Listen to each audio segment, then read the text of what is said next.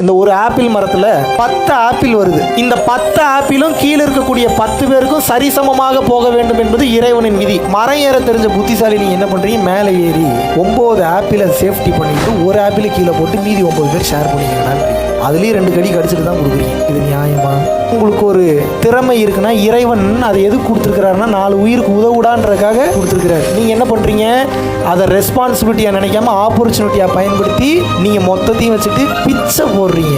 உண்மையாகவே உடல் உழைப்பை பயன்படுத்தி நீங்கள் சம்பாதிச்சிங்கன்னா டெய்லி 100 கிலோமீட்டர் பஸ் ஓட்டுறான் வர்றான், டெய்லி 10 கிலோமீட்டர் மலை ஏறான் இறங்குறான், அவனுக்கு மேலேயே நீங்கள் கஷ்டப்பட்டுட்டீங்க. தெரியாமல் தான் கேட்குறேன். ஏதாவது உங்கள் அறிவை பயன்படுத்தி ஒரு தந்திரத்தை பயன்படுத்தி கோடி கோடியாக சம்பாதிக்கிறீங்க. சம்பாதிச்சது கூட ஓகே, மக்களோட நலனுக்கு எவ்வளோ பயன்படுத்துறீங்க?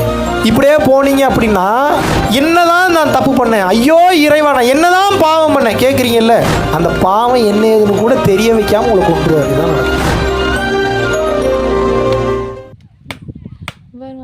மேலே தான் அடிச்சு விட்றேன்.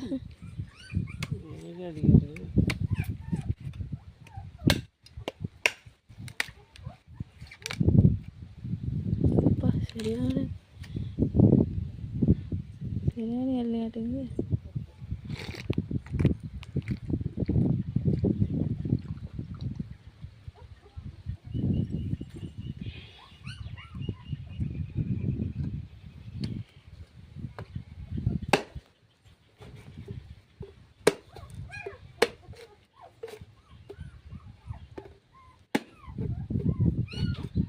நீ கண்ணு முன்னாடி குடிக்கிறியே ஞாபகம் வச்சு நான் என்ன பண்ணுவேன்,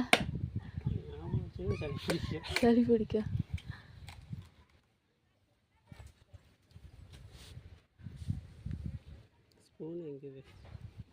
இயற்கை ஸ்பூன் அது வெட்டிக்கா, பின்னாடி திருப்பி வெட்டிக்கா.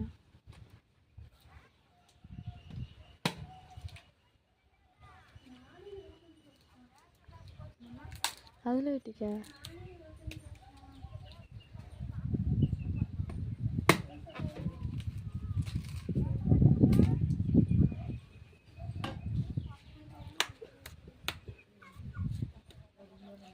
இதுதான் இளநீ. வில்லேஜில் வந்து இயற்கையாக இது மாதிரி கிடைக்கும். இதுதான் குளுக்கோஸ். 100 குளுக்கோஸுக்கு சமம் இது ஒரு இளநீ.